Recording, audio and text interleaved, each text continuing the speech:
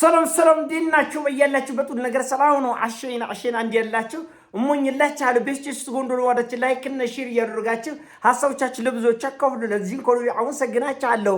ሐሳቡ ሲሞቻቸው 2000 ላይክ እንድትገጩን በትትናው ጋብዛችኋለሁ። ዛሬ ሚዛናችን ዘላችሁ የመጣ ነው ሱፐር ዜና። የአሜሪካው ፕሬዝዳንት እጅግ በጣም አነጋጋሪ ምስል በማህበራዊ ሚዲያቸው ላይ ፖስተዋል። እኔ ኢየሱስ ነኝ ያሉት ባጭሩ ማለት ነው። እጅግ በጣም ሶቅጣጭ ነው።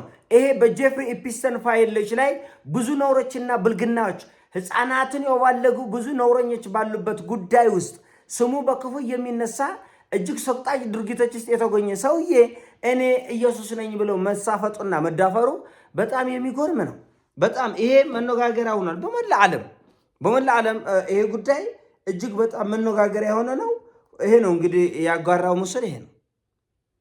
ጉርማቻ ያለምንም መፍረት ማለት ነው። ያለምንም መፍረት ልክ ራሱን በኤአይ ነው ኤዲት አድርገው ክርስቶስን ለማስመሰል ራሱን ክርስቶስን ለማስመሰል የሄደበት ሩቀት በጣም ሶቅጣጭ እና ኖረኞች ናቸው። የብልግናቸው ልክ አያውቁትም። ሲፈልጉ እንደ ኢሉሚናቲ ያደርጋቸው አንድ ሰይጣን አምላክ ያደርጋቸው ሲፈልጉ ደግሞ እንደ ክርስቶስን አማኝ አንድ ምእመን የፓስተሩም የምኑም ጸሎት ያ ሁሉ ፓስተር መጥተውን ለምን አይናገርም? አጎብዳጅ ስለሆነ ያ ሁሉ ዋይት ሃውስ ያጎበደደ የነበረ አይ አንተ እንደኛ አንድ ተራ ሰው ነው እንጂ ኢየሱስ ክርስቶስ አይደለም።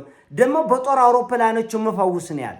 በጦር አውሮፕላኖች ላይ ምድርን እንኳን ሰው ልጅ አይደል ምድርን የሚያደርቅ ቦምብ ነው ይዞ የሚዘሩት። በጦር አውሮፕላኖች የምፈውስ ኢየሱስ ነኝ። ብልግናቸው ኮሎከት የለም። ሁሉ ጊዜ እነዚህ ራሳቸውን እንደሚጥጥዬ እግዚአብሔር እንደሚጥጥዬ ፈጣሪ ነው ለማየት የሚሞክሩት ምላችሁ ለዚህ ነው። እኔ በጦር አውሮፕላኖች የምፈውስ ኢየሱስ ነኝ አለ። የጦር አውሮፕላኖች የሰው ደም ያፈሳሉ፣ የሰዎችን ቤት ያፈርሳሉ፣ ሰዎችን ያስፈናቅላሉ፣ ህፃናታቸውን ይገላሉ፣ ያወድማሉ እንጂ የጦር አውሮፕላን ለዓለም ፈውስ ሰጥቶ አያውቅም። መድኃኒትም ሆነ አያውቅም። ኢየሱስ ክርስቶስ ከደም አፍሳሾች ጋር ስሙ የሚጠራ አምላክ አይደለም። ኢየሱስ ክርስቶስ ከገዳዮች ጋር፣ ከደፋሪዎች ጋር፣ ከአሳዳጆች ጋር፣ ከአረመኔዎች ጋር ደግነቱ እናንተ ልትሳለቁበት የምትሞክሩት ኢየሱስ ክርስቶስ ነው። ወደ ኢራን ሰተተተተተ አድርጎ የመራቸው እሱ ነው። ሊያዋርዳችሁ ፈልጎ እኮ ነው ይላል መጽሐፍም ቅዱስ መጽሐፍ ትዕቢት ውርደትን ትቀድማለች ይላል። አንድ ሰው ሊዋረድ እግዚአብሔር ቀኑ ሲያደርሰው ይተብታል። የሚተብት ሰው ወደ ውርደት ጎዳና እየሄደ ነው ማለት ነው። እና በእውነቱ እነሱ እንኳን ከኢየሱስ ጋር አይደለም ህሊና ካለው ከእንደኛ አይነት ተራ ሰው ጋር እንኳን መነጻጸር የሚችል ስብዕና የላቸውም። ምናምንቴዎች ናቸው። ጭንቅላታቸው ማሰብ የሚያይችል ምናምንቴዎች፣ ህፃናትን የሚገድሉ የጥጋባቸው ልክ እኮ ነው። በቃ ያስደንቃቸዋል። ሰውነት ላይ የወጣው ያ ሁሉ ፎከት ታውቃላችሁ። እጅ ላይ ማዕት እኳክ የሚመስል በሽታ ወጥቶበት ነበር። ያን ሜካፕ ነው ቀብተው ይዘው ኢየሱስ ከፈውሳ ራስን መጀመሪያ የብልግናቸው ጥግ ፈውስስ የራስን ትንሽ ያ ፎከቱን ሜካፕ ከምትቀባ እዚህ አንገቱ ላይ እዚህ ላይ ወጣው ፎከት ጆሮን በጥይት ሲወሱ ኢየሱስ ካወቁ ለምን ራስን አጠብቁም ነበር? እና ትራምፕ በጣም ብልግናው ሎከት እያጣ መጥቷል።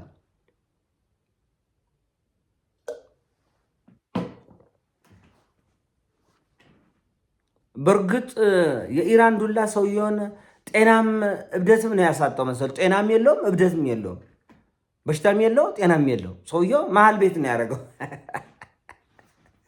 እና የሚሰሩት ስራ እንዳልኳቸው የሚናገረው ንግግር የሚያደርጉት ድርጊት እሱ ብቻ አይደለም። በነገራችን ላይ በመላ ዓለም ያሉ በጣም አብዛኞቹ መሪዎች የሚያደርጉትንም የሚሰሩትንም የሚሆኑትንም አያውቁት። በጣም የሚጎረው ነገር ነው። የሚሰሩትንም እያወቁት አይደለም። በቃ በደሞ ነፍስ ነገር ዓለማቸው ሁሉ በደሞ ነፍስ ነው። እና ሰቅጣጭ ደረጃ ላይ ነው የተደረሰው። ፍላጎታቸው ምኑ እንደሆነ ራሱ በውል አይታወቅ። ያን ሁሉ ኢየሱስ ታዲያ ጀርመን ድረሽልኝ፣ እንግሊዝ ድረሽልኝ፣ አውሮፓ ድረስልኝ እባካች የሳያለ ረዳት ያለ ብሎ ሲያለቅስ የነበረ ሰውዬ የሚይዘው የሚጨብጥ ያጣ ሰውዬ በጦር አውሮፕላኖች የምፈውስ ኢየሱስ ነኝ እኔ አለ። ጋጦጦች ናቸው።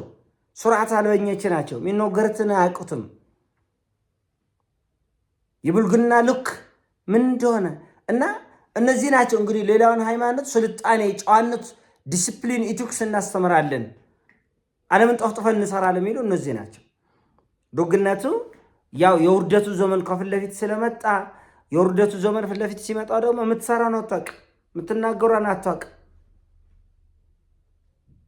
የድፍረታቸው ጥግ ህፃናትን ሲዶፍሩ ሲያስዶፈሩ በሺህ የሚቆጠሩ ልጆች ጠፍተዋል፣ አላየንም፣ አልሰማንም ሲሉ የነበረ ጀፍሪ ኤፕስቶን ጋር ሚስት ሰሞኑን ወታ ስትቀባጠር አላያቸው። ተነሳ በቃ ብድቅ ብላ እኔ እዛ ከኤፕስቶን ፋይል ውስጥ ምንም ነገር የለብኝም ስትል ያ ሁሉ ፎቶ ማዕት ፎቶ ስፍር ቁጥር የሌለ ፎቶ ነው የወጣው። ስትተቃቀፍ ስትተዛዘሉ ምን ስትትሉ ምን ስትል እና እውነቱን ማንም አይደብቅም። ማንም አሁን ዓለም በሙሉ ስለሚያጎበድድ የሃይማኖት መሪም ስለሚያጎበድድ የሚናገራቸው ጠፍቶ ነው። አሁን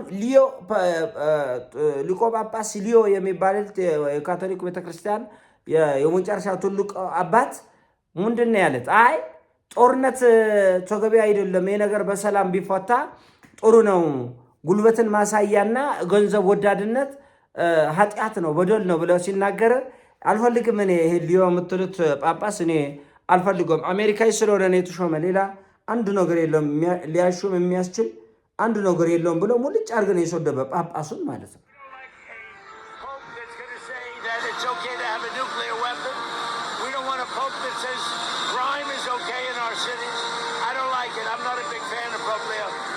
እኔ አልወደውም አለ። ኒኩለር ኢራን እንድትታጠቅ የሚያደርግ ጳጳስ እኔ አልፈልግም፣ አልወደውም አለ። ጨቅላ ጀርመን እንድትታጠቅ የሚያደርገው ጳጳስ ነው። ሲጀመር ጳጳስ አማክራችን ነው የምትታጠቁት። ጳጳስ አማክራችን ነው የምትታጠቁት ወይ? ራሽያ፣ ቻይና፣ ጣሊያን፣ ጀርመን፣ ፈረንሳይ፣ እስራኤል፣ አሜሪካ፣ ጃፓን፣ ፓኪስታን ማን ነው ጃፓን የላትም፣ ፓኪስታን፣ ህንድ፣ የሁሉ አገር ጳጳስ አማክራች ሼኩን ውስጥ አዘን አማክረና እንደ መሳሪያ የምትታጠቁት አይደለም። በነገራችን ላይ ዛሬ የኢራኑ መንፈሳዊ መሪ ሙጀተባ ኻሜኒ ወጥተው ይሄ ሁሉ ጉልቤ፣ ይሄ ሁሉ ደፍጣጭነት፣ ይሄ ሁሉ ጮፍላቂነት የመጣው እኛ የኒኩለር መሳሪያ ባለመታጠቃችን ምክንያት ነው። ስለዚህ እኛም የኒኩለር መሳሪያ እንታጠቃለን። የኒኩለር መሳሪያ መታጠቅ የግድ ነው የሚል ድምዳሜ ላይ ደርሳል።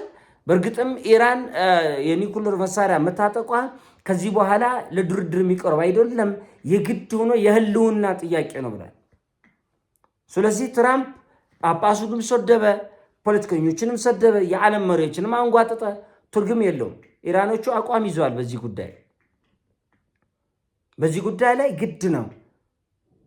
በጉልቤዎች ዓለም ላይ ደፍጥጦ ጨፍልቆ ረግጦ ለማለፍ በሚሯሯጡት ዓለም ላይ ግድ ነው ኒኩለር መታጠቃችንና አባቴ ታላቁ መንፈሳዊ መሪ ሙጀተባ አሊ ኻሜኒ ያወጡትን ህግ ሙሉ በሙሉ ሽር ያለው ኢራን መታጠቅ አለባት ብሏል። በቃ እነሱ ይሄ ሁሉ ኢራን ኒኩለር መሳሪያ ኖሯት ቢሆን ኑሮ ይሄ ሁሉ ጥቃት ይሄ ሁሉ ውድመት ይፈጠራል እንዴ? በአንድ ሌሊት አዳር ውስጥ በቢሊዮን የሚቆጠር ንብረት ወድሞ ያድራል እንዴ? አያደርጓትም። የፈለገ ችግር ይፈጠራል እንጂ ለማመጣሉ ጠጉር ይልሳል እንጂ ወደ ጦርነት አይገቡ። ለምን? ጦርነት እስከገባ ያጠፋል፣ ታጠፋቸዋል። አራት ነው።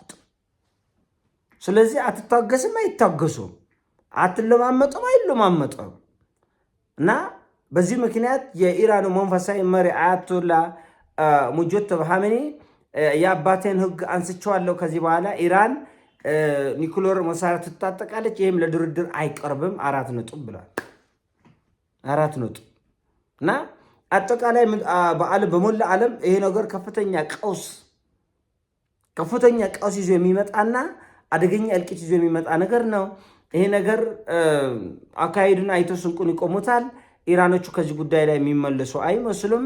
እንግዲህ ለዛሬ ይላችሁ መጣ ሐሳብ ይሄ ነው። ሐሳብ ሲሞቻችሁ እንደ ልማዳችን ላይክ አድርጉ፣ ሼር አድርጉ። በያላችሁበት ይሞቻችሁ። መልካም ቀን ይሁንላችሁ። ኮሜንት መጻፍን አትርሱ። ዳቻለሁ ፒስ